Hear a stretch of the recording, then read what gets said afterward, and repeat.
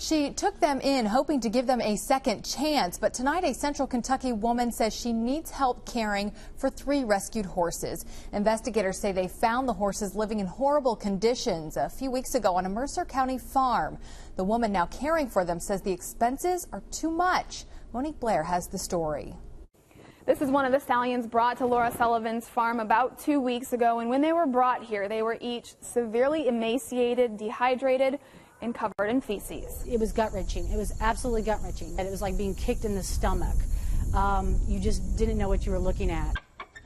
Sullivan says the stallions had a hard time walking and were barely able to stand. I just shook my head. How are these animals still living? Sullivan typically rescues wildlife animals, but never horses. She says the Mercer County Sheriff's Office asked her to temporarily care for them, and she couldn't say no. They needed to move them immediately because they knew they were in dire shape.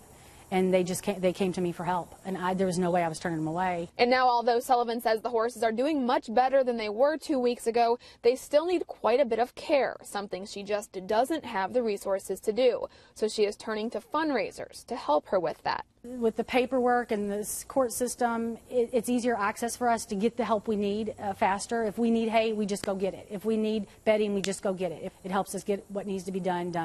And while Sullivan hopes to find a home for the stallions as soon as possible, the sheriff's office tells me right now it's up to the court to determine where these stallions will be placed. I think the sheriff will work with us very closely because he knows I cannot keep them much longer. Now, if you want to help these horses out, there is a GoFundMe page set up. There will also be a tax sale on August 29th, and all of that money will go towards helping these horses recover. In Mercer County, Monique Blair for the Fox 56 10 o'clock news.